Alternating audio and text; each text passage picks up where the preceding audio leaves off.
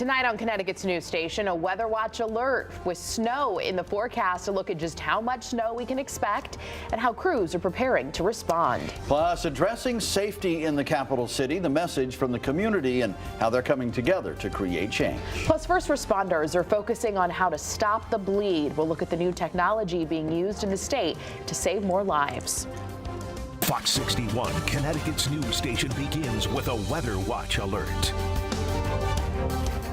Yep, it's a weather watch alert tonight. It's the quiet before the storm. Dry today, but snow is moving into Connecticut in just a matter of hours. Good evening, and thanks for joining us for the news at 6. I'm Brent Hartman. And I'm Sarah Sanchez. It's been warm and quiet the past few days, but that's certainly going to change as that snow moves in. Chief Meteorologist Rachel Frank joining us now with what we can expect. Rachel. Yeah, we are going to sleep with no snow on the ground, but we are going to wake up to a winter wonderland for many across the state. This is a quick hitting storm, but it's still very impactful, especially because of the timing. It will get underway overnight while we sleep and towards daybreak. The heaviest, now this is the biggest issue, between around 7 o'clock in the morning and around lunchtime. So during the morning commute, during a time that a lot of people are out running errands, heading to work.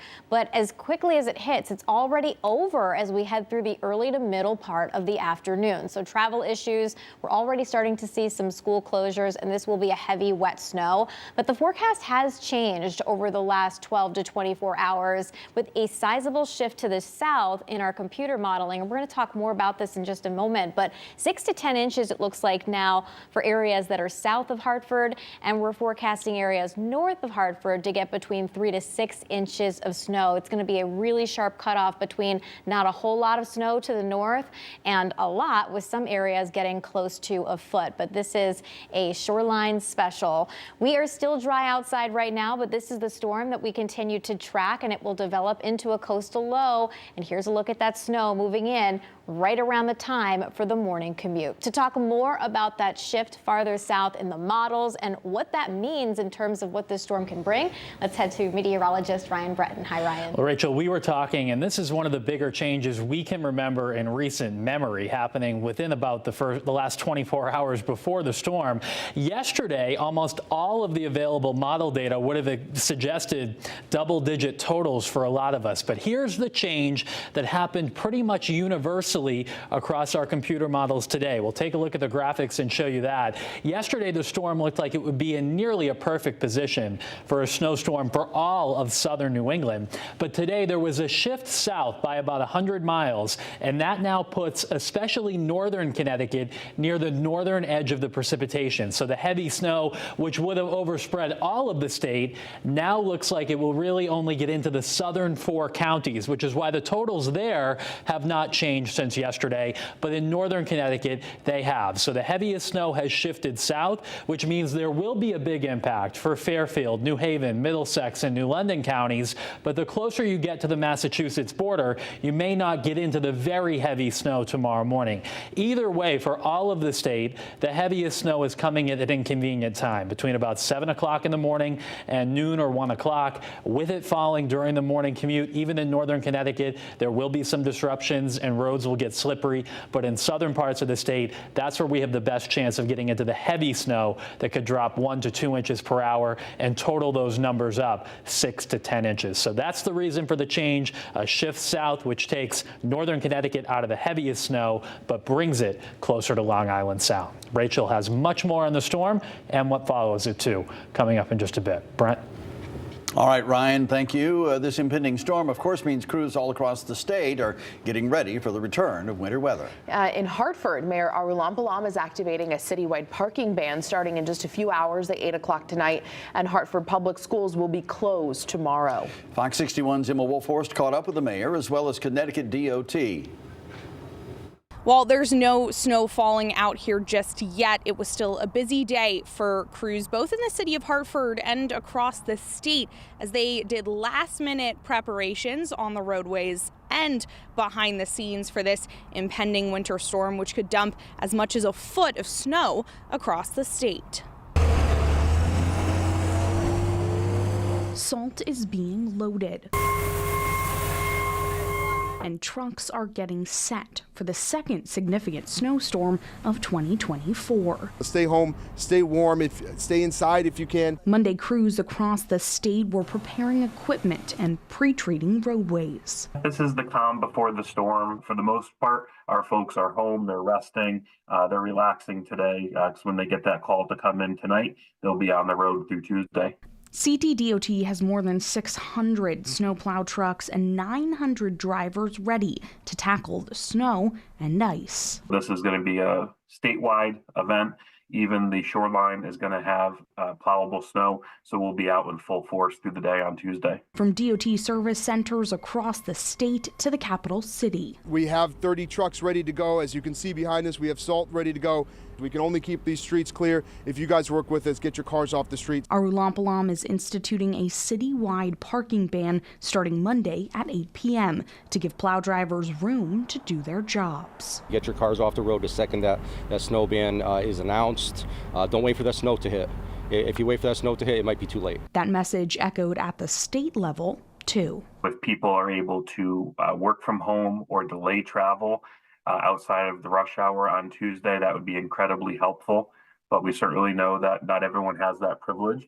So if people are out and they need to be out, please give yourself extra time.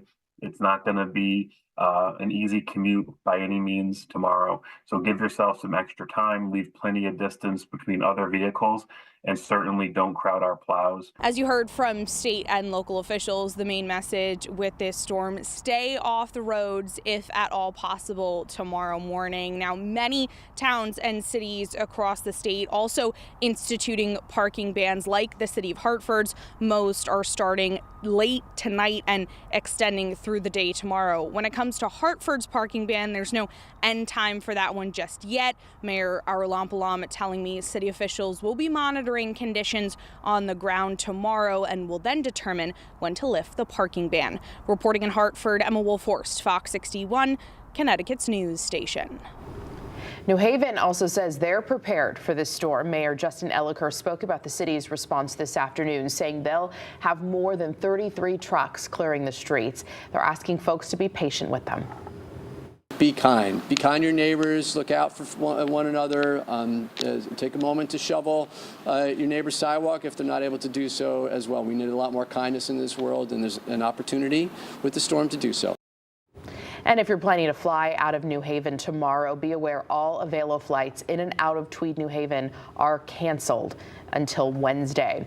Connecticut's news station has you covered during the storm. For the latest snow totals, hour-by-hour radar and closings, download our free Fox 61 News app. A pastor in Woodbury faces charges after he was arrested for allegedly selling crystal meth out of his church.